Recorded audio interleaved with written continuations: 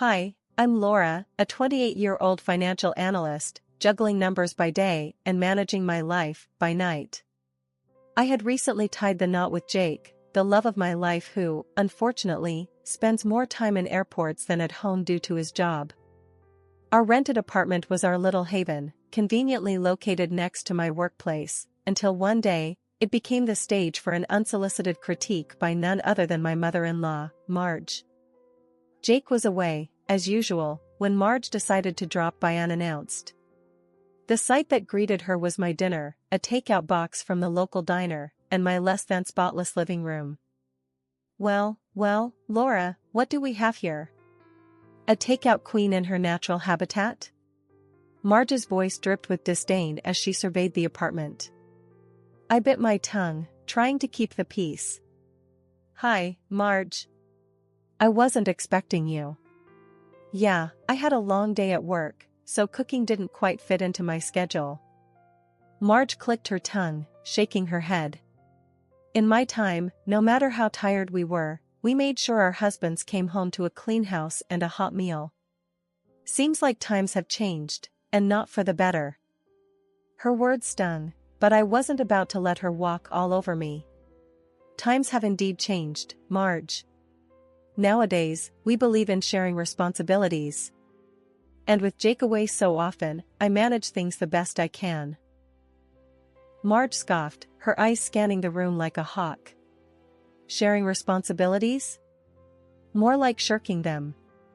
You do know that a wife's duty is to keep her house in order, don't you? Or is that too old-fashioned for you? I felt my patience wearing thin. Marge, with all due respect, I work hard every day. My job is demanding, and I do my best to balance work and home. Maybe if Jake was around more, things would be different. Her eyes narrowed, and I could tell I hit a nerve. Excuses. Jake works hard to provide for you. The least you could do is make this place look a bit more habitable. The air was thick with tension. Just then, the door opened, and Jake walked in, weary from his travels, but happy to be home. That is until he saw his mother's face. Mom? Laura? What's going on here? Jake asked, sensing the Cold War in his living room. Marge wasted no time. Your wife here seems to think that takeout and clutter are acceptable. I was just trying to give her some friendly advice. Jake looked from Marge to me, the confusion clear in his eyes. He sighed heavily, a man caught between the two most important women in his life. Can we just not do this now? I just got home. The standoff was palpable, the apartment too small for the egos within it. Jake, torn and tired, could only watch as his mother and wife drew the battle lines. The tension in the apartment could be cut with a knife as Marge continued her relentless critique of my homemaking, or according to her, the lack thereof. With Jake back from his trip, I had hoped for some support, but instead, I found myself trapped in a vicious cycle of criticism and defense. Jake, look at this place. It's a mess. And your wife, she can't even cook a proper meal. Is this how you want to live? Marge spat out her words, each one like a slap to my face. I was seething, but I tried to keep my voice level. Marge, I work a full-time job. It's tough to keep everything perfect.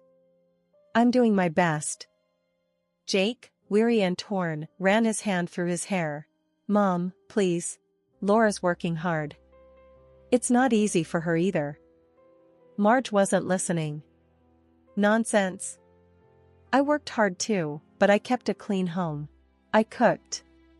I took care of my family. That's what a wife does. Her words stung, and I couldn't hold back any longer. Working hard? Marge, you've never worked outside of this house. You don't know what it's like to balance a career and a household. Her eyes flashed with anger. How dare you? Taking care of a home, raising children, that's a full-time job. You wouldn't last a day in my shoes. The room was filled with the sound of our raised voices, Jake stuck in the middle, trying to calm the storm. Let's just take a step back, okay? Fighting won't solve anything, Jake said, his voice strained. But Marge was relentless. Solve? The only solution is for Laura to realize her duties as a wife. This modern nonsense won't work. Not under my watch. I felt like I was hitting a brick wall, my efforts to keep the peace futile. Marge, times have changed. Women work now. We contribute, we share responsibilities. It's not the 1950s anymore. She scoffed, dismissing my words. Share responsibilities? More like shirk them. You're his wife, Laura. It's your job to take care of him, take care of this home. The audacity of Marge, my mother-in-law, knew no bounds. Armed with a spare key, a gift from Jake that he now surely regretted, she turned my apartment into her personal domain. She'd clean, rearrange the furniture to her liking, and cook lavish meals for Jake, meals that conspicuously never included a portion for me. I came home one day to find my living room looking like a furniture showroom, everything repositioned, not a single thing where I'd left it. In the kitchen, Marge was humming away, cooking what smelled like a feast, clearly just for Jake. What the hell, Marge? This is my home. You can't just come in here and change everything, I snapped, my patience finally reaching its breaking point.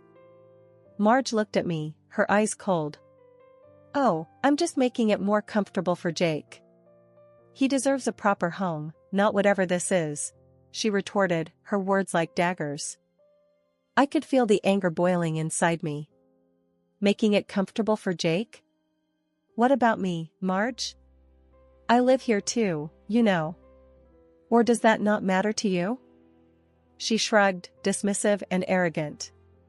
If you took better care of this place, I wouldn't have to step in. But you're too busy with your little and easy job to be a proper wife. That was it. I was done playing nice. Easy? You call this easy? You invade my home, criticize my life, and cook for your son as if I don't exist. This stops now, Marge. You're not welcome here anymore. Marge's eyes narrowed, her voice icy. We'll see what Jake has to say about this. I'm sure he'll appreciate knowing how his wife treats his mother. Jake walked in at that moment, the tension in the air almost tangible. What's going on here? He asked, a weary look in his eyes.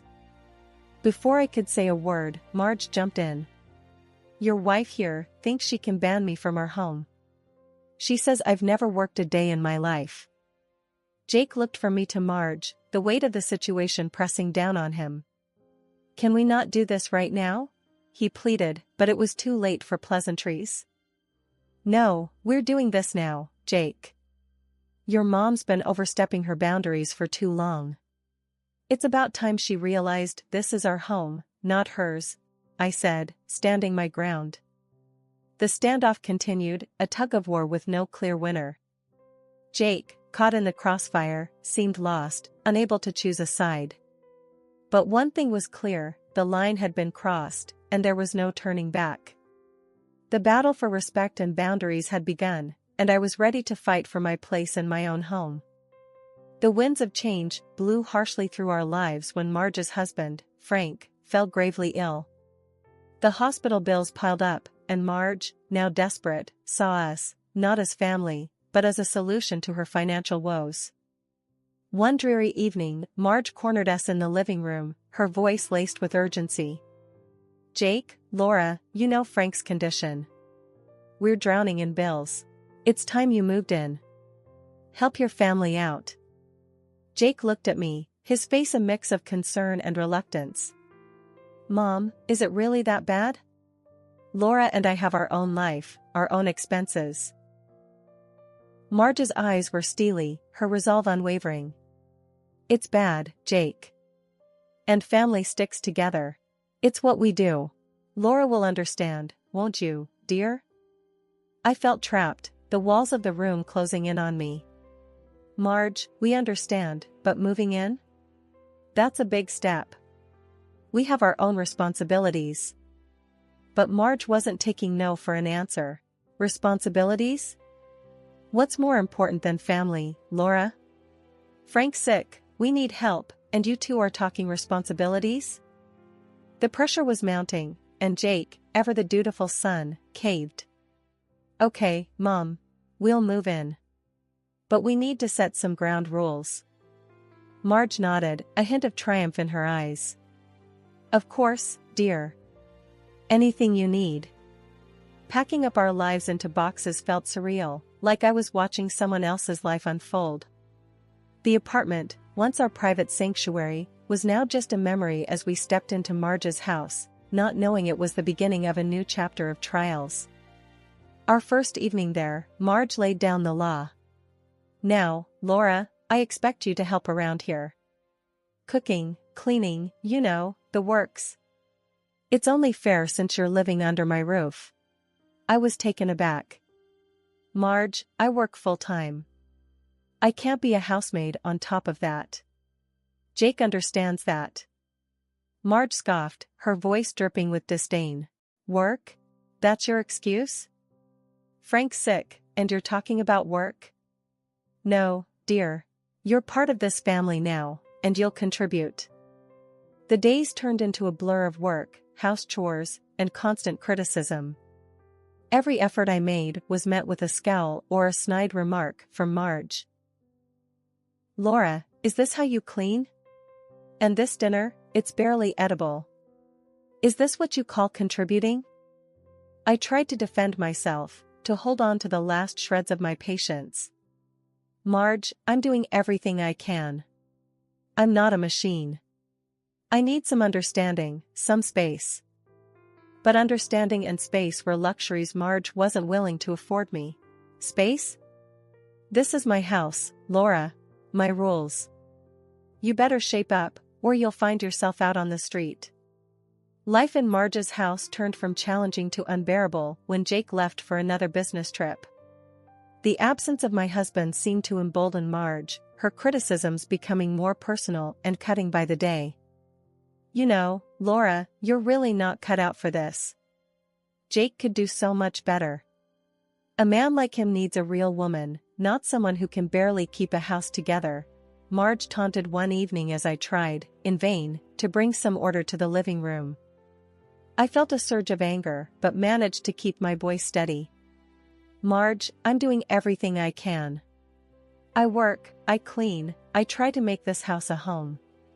What more do you want from me? Her laugh was cold and mocking. What do I want? I want my son to have a wife who knows her place, who takes care of her family. Not someone who thinks a career is more important than her home. The constant belittlement was taking its toll. In a desperate attempt to ease the tension and lighten my load, I decided to invest in the latest home appliances. A state-of-the-art washing machine, a dishwasher, even a robot vacuum cleaner. I hoped these would make my life a little easier and, perhaps, soften Marge's harsh view of me. But even this was twisted into a point of contention. When Marge saw the new appliances, her eyes narrowed, and I knew I was in for another round of criticism. So, this is how you manage, Laura? Throwing money at gadgets to do your work for you? And whose money is it anyway? Squandering Jake's hard-earned cash on these toys, Marge accused, her voice dripping with disdain. I was at my breaking point. Marge, this is my money. I work hard for it, and I have every right to spend it as I see fit. These appliances, they help me manage the house, something you're always criticizing me for not doing properly. But Marge was unyielding. Your money? Please, Laura. We all know you're living off my son. You're just trying to make your life easier while he's out there, working himself to the bone for you.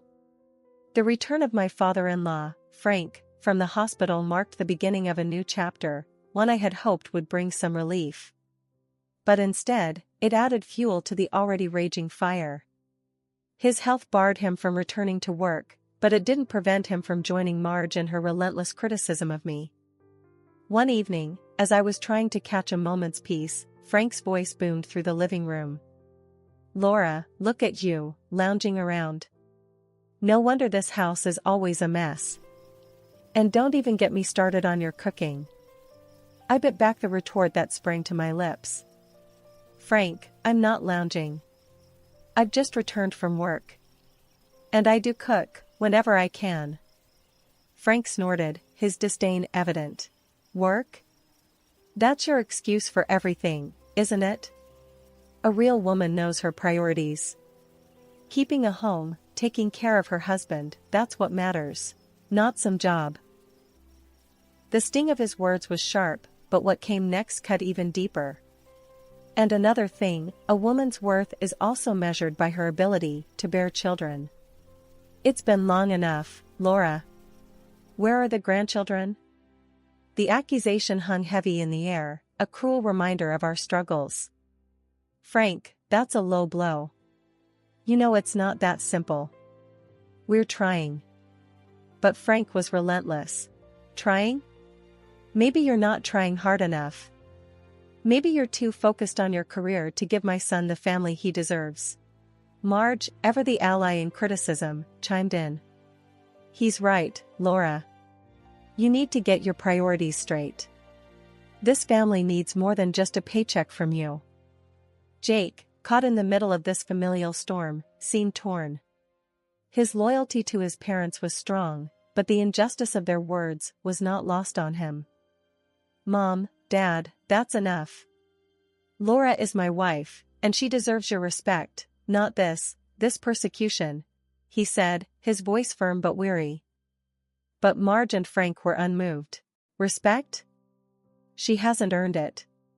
Not by a long shot, Marge replied, her eyes cold and unforgiving. Life in Marge's house was suffocating, each day a test of my endurance. I thought I had reached my limit, but the day Jake's sister, Lisa, came back was the day my world turned upside down. I was tidying up the living room when Marge walked in with a sense of purpose I hadn't seen before. Laura, we need to talk.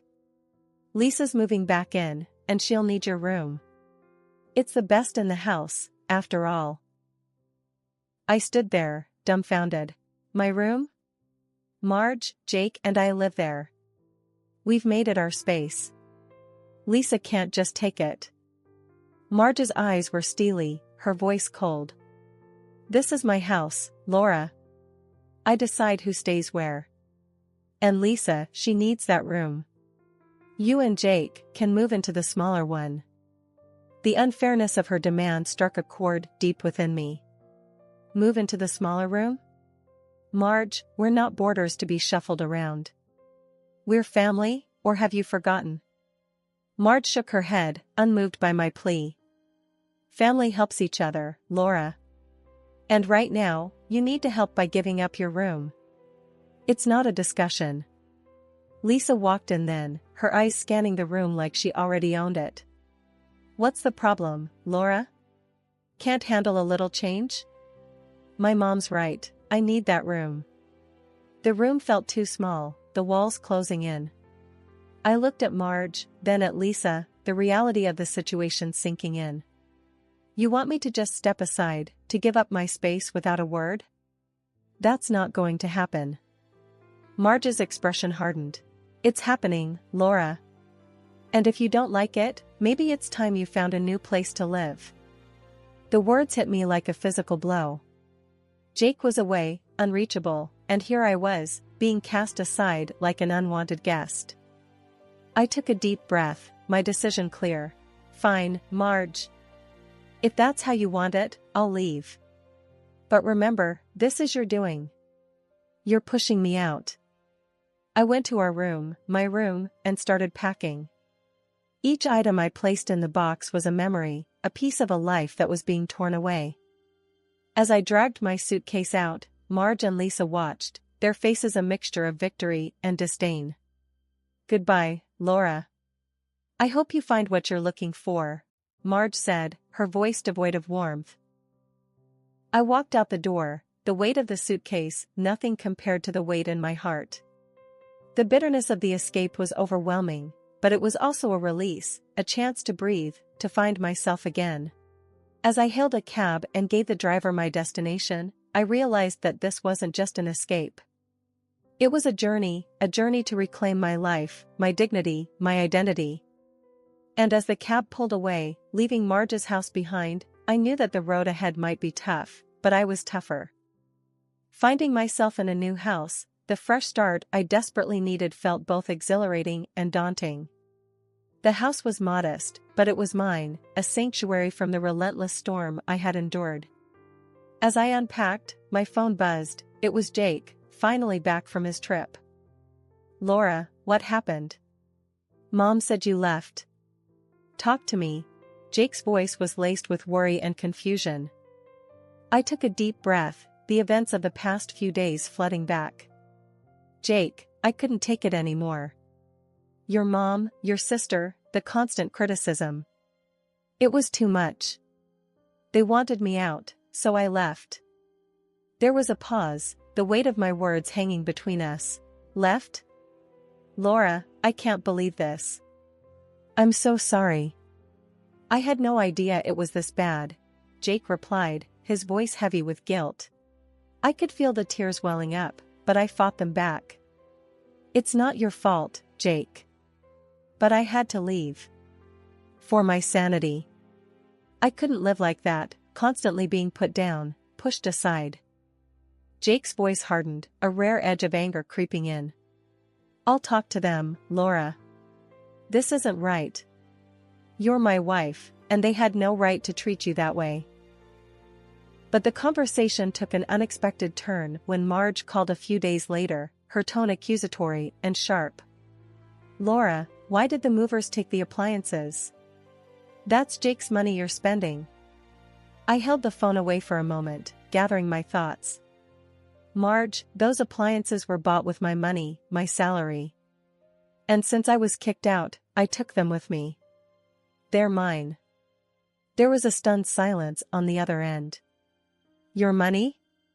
But those are for the house, for the family," Marge protested, her voice rising. I couldn't help but feel a sense of vindication. "The family that kicked me out? No, Marge. I'm done. I'm starting over, and those appliances, they're a part of my new life. One that doesn't include constant disrespect and ungratefulness." The call ended with a click, the finality of it echoing in the empty room. It had been a few tranquil weeks since Jake and I moved into our new house, a place we could truly call our own. We set up our furniture and installed the appliances I had taken from Marge's house, marking the beginning of our new life together. But the peace was short-lived, shattered by a frantic call from Marge that I never expected to receive. "Laura, Jake, you have to come back. Frank's sick again, in the hospital. And Lisa, she's pregnant and alone. We're drowning here without you," Marge pleaded, her voice cracking with desperation. I exchanged a glance with Jake, feeling the weight of her words. But the scars of the past were still fresh, and my resolve was firm. "Marge, we're sorry to hear that, but we can't come back. We've started a new chapter, and we intend to keep it that way." Marge's desperation turned to frustration. "But what about family? You can't just abandon us in our time of need." I took a deep breath, the decision clear in my mind. "Marge, family doesn't use each other. Family doesn't make you feel unwelcome in your own home. We helped as much as we could, but now it's time for you to find a solution. Maybe it's time for you to get a job." The silence on the other end spoke volumes. Marge was clearly stunned by my response. "A job? At my age? With Frank sick and Lisa expecting? How can you be so heartless?" The accusation stung, but I knew we were making the right choice. "It's not heartlessness, Marge. It's about setting boundaries. It's about respect and understanding, something we never got while we were living with you. You're going to have to manage, just like we did." Jake, who had been quietly supporting me, finally spoke up. "Mom, Laura's right. We've got our own lives to live. We can't be your safety net forever. It's time for you to take responsibility." The conversation ended with a click, the finality of it echoing through our new home. In the following days, more calls came, each more pleading than the last. But our decision was unwavering. We had endured enough, and it was time for us to focus on our future, free from the chains of guilt and manipulation.